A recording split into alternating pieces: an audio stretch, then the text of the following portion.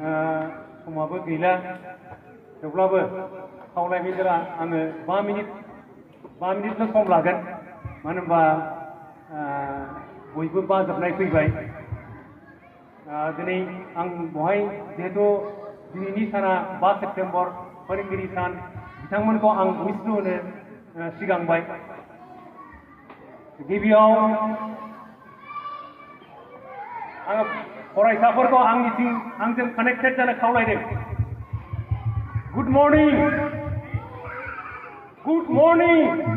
होननांगौनो सारखौ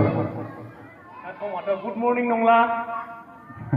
बेखौनो गुड मर्निंनि समा बारनानै थांबाय दा गुड मर्निं आं मा होननो लादों बे गुड मर्निंजों good morning that means more earning and more learning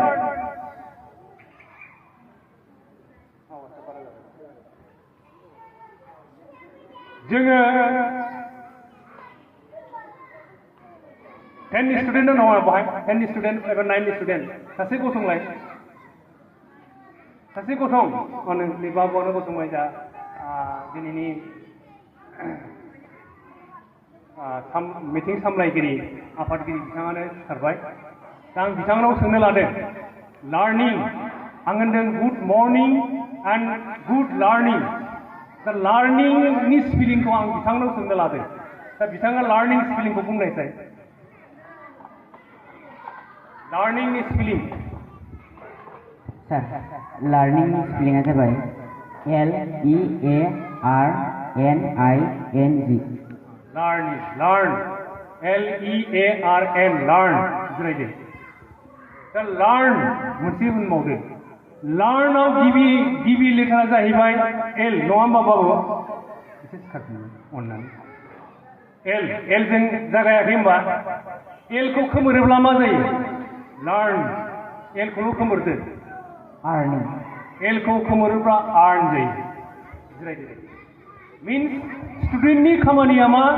more learn गोबां सोलोंनांगौ गोबां खामायनांगौ गोबां इनकाम खालामनांगौ दाथ' जोङो साक्सेसनि फारसेथिं सोलोंगासिनो दंबाय थायो स्टुडेन्ट बिं ए स्टुडेन्ट नङा होमबा इयुनाव जों मायाव थांगोन खामायनायावनो थांगोन दा जों मोजां लार्न खालामनो हायोबासो जोङो इयुनाव गोबां more earn खालामहैनो हायो दा बेखायनो होनदों आङो गुड मर्निं होननायनि ओंथियानो बेखौ लाफानानैसो बुजाबनानैसो आङो समा बारनानै थांदोंब्लाबो गुड मर्निं होननाय जादों दा नोंथांमोना बेखौ बुजिबायबा गोबारैनो आखाइ खेबनांगौ क्लेपिं थेंक इउ दिनैनि साना 5 सेप्तेम्बर फोरोंगिरि सान गिबियाव आंनि मुङा कमलाकान्त ब्रह्म फ्रम सुबाइजार दा नोंथांमोना दिनैनि सानखौ जे फोरोंगिरिनि सान होननानै मिथिबाय एबा फोरोंगिरि सानखौ बबेनिफ्राय फैखो बेखौबो निस्सय बुजिनानै मोनजोब्बाय बेखौ फुवारनानै बुंनांगौ गैलाखौ आं सानदों जैन' हक एसे फोनांजाबनानै बुंनो लादों जे दहायसो जोङो गिबियाव डक्टर सर्वपल्ली राधाकृष्ण खौ मान बावनायनि सिगाङाव बे हाबाफारिखौ मावदों बिथांनि जोनोम साननिफ्रायनो बे फोरोंगिरि सान टिचार्स डेआ फैनाय जादों मानो होननानै बुङोब्ला बिथाङा गावनि जिउआव 40 बोसोर फोरोंगिरिनि हाबाफारिखौ मावबोदोंमोन बिनि उनाव बे जेब्ला पलिटिकेल लेभेलाव थाङो हादोरनि गिबि भाइस प्रेसिडेन्ट बिनि उनाव बे नैथि प्रेसिडेन्ट जायो 1962 आव 7 बोसोर बिथाङा मावदों बे समाव बिथांनि माखासे लोगोफोर आरो स्टुडेन्टसफ्रा बिथांनि जोनोम सानखौ फालिनो खावलायहैनायाव बिथाङा बुंदों जे आंनि हारसिंनि थाखायल' आंनि जोनोम सानखौ फालिनो नाङा बे सानखौनो फोरोंगिरिनि सान फालिनांगौ होननानै बियो फोसावदों। बिनिफ्रायनो दिनैसिम फोरोंगिरि सानखौ फालिबोगासिनो दंबाय थायो। दिनैबो फालिदों आरो इयुनावबो फालिबाय थागोन। दिनैनि बे 5 सेप्तेम्बर सानाव मोनफ्रोमबो स्कुल, कलेज, इउनिभार्सिटि बे फोरोंगिरि सानखौ फुरा अल इन्डियायावनो भारत हादरावनो फालिगासिनो दंबाय थायो। दा बेवहाय आङो फोरोंगिरिफोरखौ आंनिफ्राय उइस खालामनो सानदों, उइस खालामनो लादों। I wish all the teachers नैबे गावसिनि फोरोंगिरि साननि थाखाय आं बिथांमोनखौ उइस होबाय।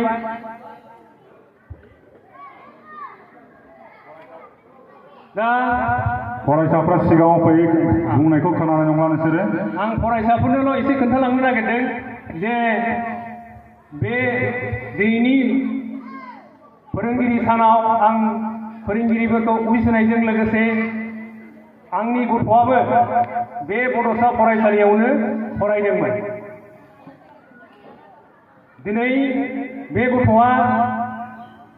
केमिकेल इन्जिनियारिं फरायगासिनो दंबाय थायो। दा आं मानो बुंनो लादों जे बिनिफ्राय जोंनि बड'सा एकाडेमिनिफ्राय जे गथ'फ्रा माबा मोनसे रिजाल्ट होनो थांगासिनो दंबाय थायो। बिनि सिगां फार्स्ट फेस्टआव सुबाइजार थांगाबारिनि बिदुल ब्रह्म होननाय दङमोन। बिथाङा दिनै हयथ' APSC बा UPSC कर्सआव दंबाय थायो खुब सम्भब। बिथांनि रिजाल्टआबो दाबावैनो मोननो थांगासिनो दंबाय थायो। बिनि उनाव मिथिसार दासो नैबे बहायनो फैदों। बहायनो दा नोंथांमोननि स्कुलाव गरम बन्दनि थाखाय न'आव दंफैजोबोमोन। बिथाङा गावनि फरायसालियाव फैनानै स्टुडेन्टफोरखौ एक्सप्रेसन होनो बहाय फैदों। गावनि रोंगौथिखौ बियो शेयार खालामफैदों। गथ'फोरनि लाइफ दानायनि लामाखौ बिथाङा खोन्थाफैदों। दा बिथाङा दिल्लीयाव अबेबा प्राइभेट इनस्टिटिउटआव कम्पिउटार इन्जिनियारिं खालामगासिनो दंबाय थायो। बिथांनि कर्स रानिं अबस्थायाव दङ। बोसोरनैनि उनाव बिथाङा कर्सआ जोबनो थांगासिनो दङ। बिथाङा सासे कम्पिउटार इन्जिनियारिं हिसाबै ओंखारगोन। दा बियो जाहैबाय जोंनि बड'सा एकाडेमिनि क्रेडिट। बियो रिजाल्ट मोननो थांगासिनो दङ। बियो नोंथांमोननि एग्जाम्पल जाहैगोन बिथाङा, जाय बिथांमोन गार्जेनफ्रा गाव गावनि गथ'खौ बहाय सोफैदों जे जोंनि गथ'आ बिनिफ्राय केरियार दानो हागोन ना हाया बयनावबो साननाय दङ। दा बे केरियार दानायनि एग्जाम्पलखौनो बेस्ट मोनसे, बेस्ट मोननै, बेस्ट मोनथाम, बेस्ट मोनब्रै, दा बिनिफ्राय पास जानानै थांनाय गथ'फ्रा रिजाल्टखौ बोसोरसे बोसोरनैनि उनावनो मोनफ्रोमबो बोसोराव रिजाल्टआ ओंखारबाय थासिगोन जे गथ'फ्रा जे केरियार दानानै एग्जाम्पल हिसाबै बड'सानि नामाव ओंखारसिगोन आरो बे क्रेडिटआ बड'सा स्कुलनिनो। बेनिखायनो बे फरायसाफोरनि थाखाय आखाइ खबना होयो साजायनो थाखायबो अननानै जाय फरायसालि बिथांमोनखौ गार्जेन बिथांमोना बे स्कुलाव दैथायहरदों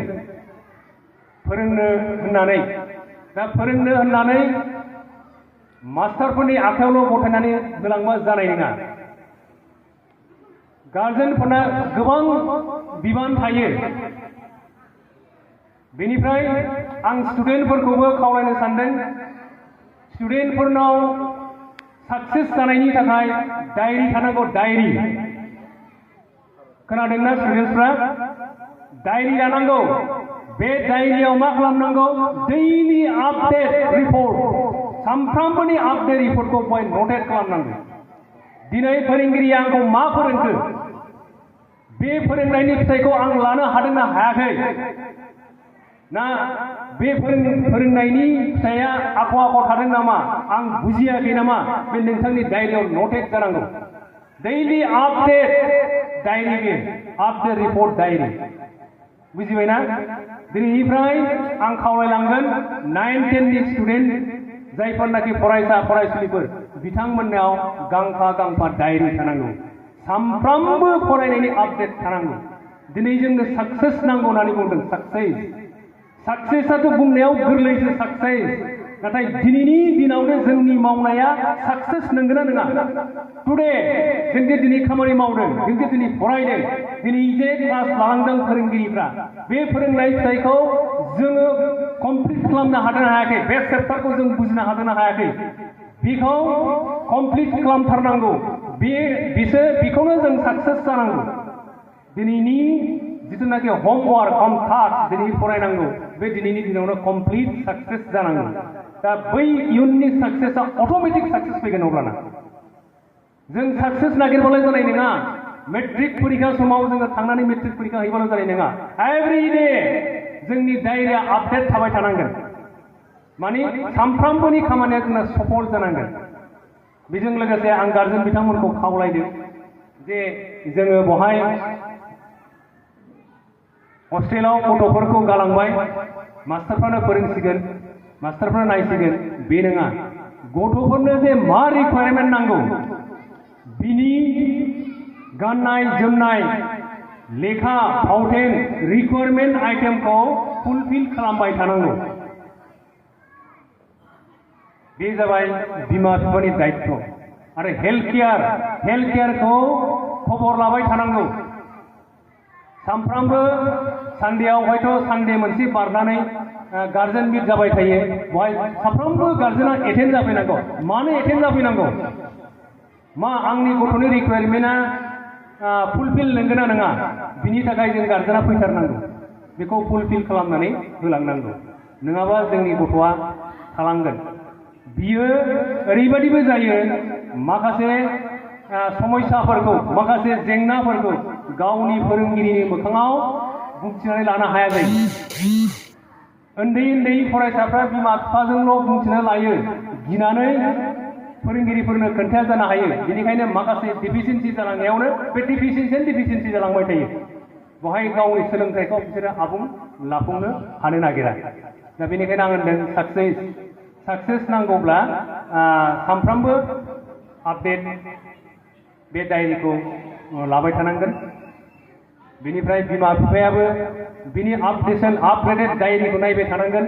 चेक खालामनांगोन बेबो बिमा बिफानि डिउटि दिनै आङो बहाय आंनि जेलानाखि गथ'आ फरायोमोन आं गोरायुंनाव डे नङाब्लाबो पारमिसन लानानै फैयोमोन बहाय खबर लाफैयोमोन आङो जे गथ'नि फरायनाया मा कन्डिसनाव दङ फैनो मोनामोनबाबो दानि जुगाव टेक्न'लजि जुग इनफरमेसन टेक्न'लजि जुग ससियेल मिडिया जुग फननि थ्रुयैथ' जोङो खबर लानो हायो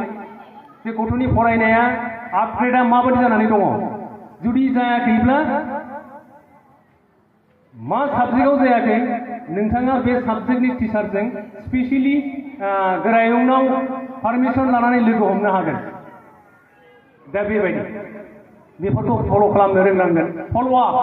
जायखौ बे मोनसे फल'आप गार्जेननि फल'आप बेखौ फल'आप खालामनो रोंनांगोन अब्लासो जों गथ'नि साक्सेसखौ मोनहैनो हागोन दा आं बेखौनो बुंनो बुंबाय आङो 5 मिनिटल' सम लागोन होननानै बुंदोंमोन मानो होनबा जोंनि सिगांनि बिबुंथिगिरिफ्रा बुंलांजोबखाबाय आरो दिनै फोरोंगिरि सान बे फोरोंगिरि सानाव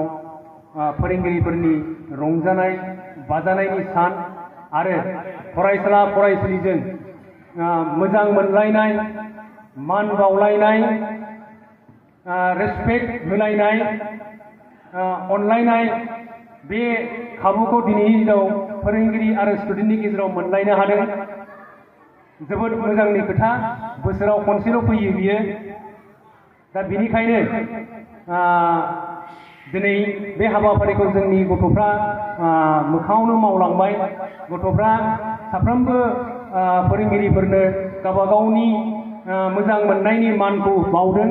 लोगोसे जोंबो आलासि महरै सारा खावलायफैनायाव नुजाफैनायाव जोंनोबो होदों जोबोद गोजोनथाव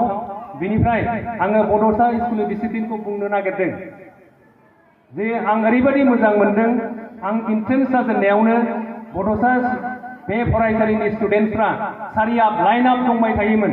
बिथांमोनहा फैनाय लोगो लोगो आंखौ रिसिभ खालामदों मान लादों दा बेहाय आं बिराद गोजोननाय फैदों जे बिथांनि जिथुनाखि डिसिप्लिन फोरोंनाय बे बड'सा स्कुलनि डिसिप्लिन फोरोंनाय बेखौ आं बिराद मोजां मोनदों आरो मानो होननानै बुङोब्ला जोंनाव मान लानाय मान खुलुमनाय जोंनि हिन्दु धर्मआव बुंनो थाङोब्ला खुलुमनाय हुदाया गैया लाजियो बिमा बिफाखौ गथ'फ्रा न'आव खुलुमा लाजिनाय फैयो खालि बुंनो थाङोब्ला खननैल' खुलुमो जोंनि मानसिफ्रा हाबा जानायाव खनसे बिनिफ्राय थैनायाव खनसे बुंनो थाङोब्ला दा अक्सर जोंनि बर' हारिनि गेजेराव बेबायदिसो सोलिनाय दङ दा बेखायनो बे खुलुमनाय हुदा मान लानाय हुदाया जों फरायसालिनिफ्रायनो सोलोंलांनो हायो दा आं मिजिंथिदों आं आसा खालामो जायफोरनाखि बड'सा स्कुलाव बहाय हाबफैनानै दङ फरायनाय गथ'साफोर दङ बिसोरो निस्सय बे मान लानाय खुलुमनाय हुदाखौ न'आवबो खालामहैयो होननानै आं मिजिंथिनानै दङ मानो होनोबा जोंनि गथ'फ्राबो बिनिफ्रायनो सोलोंलांदों बेसिकनिफ्राय सोलोंलांदों दिनैबो आंनि गथ'फ्रा गिदिर डिग्री लेभेलाव फरायदोंब्लाबो बिसोरो न'आव फैबाथाय सिगां सफैनाय लोगो लोगो बिमा बिफाखौ मान लायो खुलुमो बहाय जों आशीर्बाद होयो आशीर्बाद गोसो इसिंजोंनिफ्राय आशीर्बाद होनांगौ बियो आशीर्बादा जोंनि बिमा बिफानि आशीर्बादा गथ'नाव मोननो हायो बियो इसोरजों लिंक दङ माने मोगथांनि इसोरा बिमा बिफायासो लोगोसे फोरोंगुरुआ नैथि बिमा बिफा स्कुल कलेजाव फोरोंगिरिया नैथि बिमा बिफा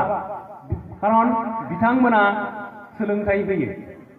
बेनिखायनो बिथांमोनखौ नैथि बिमा बिफा होननानै बुंनो हायो दिनै आङो बारा गोलाव बुंनो थांला आङो बेखिनिखौनो बुंनानै जोबथारनायाव जाय बिथां टिचार्समोनहा मोनसे source of knowledge and wisdom among द ह्यूमन बीइंग्सनि गेजेराव बिथांमोना बिनिखायनो आङो बिथांमोनखौ जाय जोंनि थाखाय ह्यूमन बीइंग्सनि थाखाय मोजां इफर्ट होनो हादों दा बिथांमोनखौ आं आंनि गोसो इसिंनिफ्राय दिनैनि टिचार्स डे सानाव आङो बिथांमोननो आरोबाव खनसे फिन उइश जासिबावनाय जाबाय गोजोन्थों आं बेखिनिखौनो बुंनानै आंनि सुंद' बिबुंथिखौ एसेयावनो फोजोबनो जाबाय गोजोन्थों थैंक इउ